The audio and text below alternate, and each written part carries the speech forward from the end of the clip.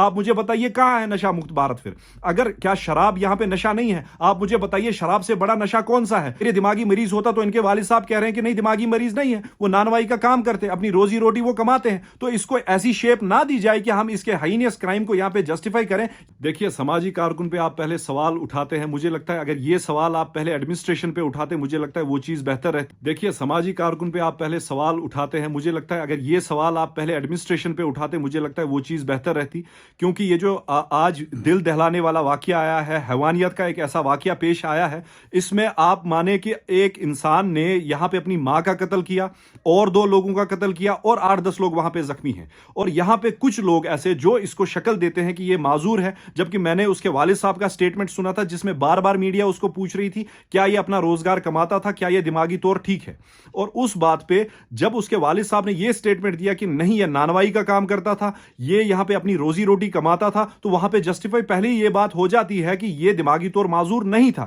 رہی بات یہ انسان ایک ایسا درندہ ہے، حیوان ہے جو شراب کے نشے میں جس نے شراب پی تھی اور اس کو پھر کچھ بھی نہیں دکھا اور اس نشے میں اس نے ایسے کھلے عام قتل و غارت کر دیا اور وہاں پہ کتنے لوگوں کا وہاں پہ قتل کر دیا۔ آپ وہاں پہ بات کریں گے سماجی لوگوں کی تو ہمارے گلے اب سوکھ گئے ہیں، بول بول کے ہم تھک گئے ہیں ہر کسی اینگل سے، جبکہ یہ شراب بیچنا جہاں پہ جب عام ہو گیا تھا ہم نے اس پہ آواز اٹھائی تھی، ہر کسی نے آواز اٹھائی تھی کہ یہاں پہ جو یہ شراب کھلے عام بیچی جا رہی ہے اس شراب کو مہربانی کر کے بند کر دیا جائے۔ میں نے آپ کو پہلے ہی بولا گورنمنٹ یہاں پہ جو بھی چیزیں کر رہی ہے، جیسے نشہ مکت بھارت جو ابھیان یہاں پہ چل رہا ہے، آپ مجھے بتائیے کہاں ہے نشہ مکت بھارت؟ پھر اگر کیا شراب یہاں پہ نشہ نہیں ہے؟ آپ مجھے بتائیے شراب سے بڑا نشہ کون سا ہے؟ شب قدر پہ جہاں پہ ہر کسی گنہگار کی مغفرت ہوتی ہے، شراب ایک ایسا نشہ ہے جہاں پہ ایک شرابی کی بھی مغفرت نہیں کی جائے گی، ایک جو کہ تھوڑا سا بھی اس چیز میں ملوث ہے۔ جس شب قدر پہ شرابی کی مغفرت نہ ہو، آپ مجھے بتائیے پھر اس سے بڑا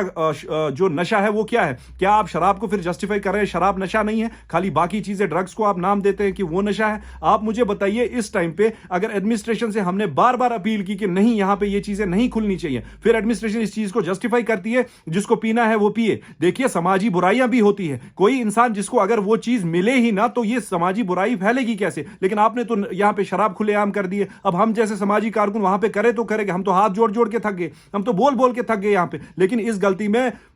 برابر جو یہ اس ٹائم پہ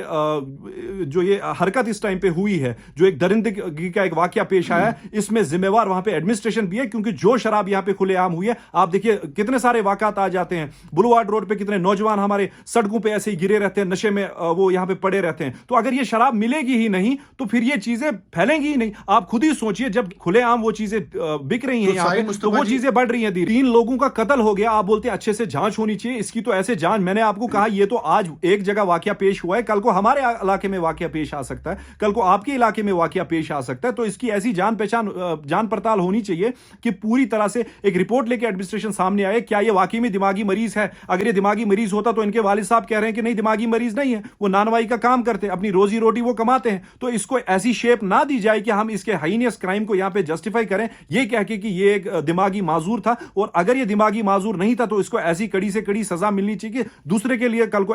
عبرت کا وہ سبب بننی چاہیے۔ لیکن اگر اس کو کچھ لوگ ایسے پیش کریں کہ یہ دماغی طور معذور ہے، آج ایک کے گھر کے ساتھ واقعہ پیش آیا، کل کو ان کے گھر کے ساتھ ہی واقعہ پیش آ سکتا ہے۔ شکریہ۔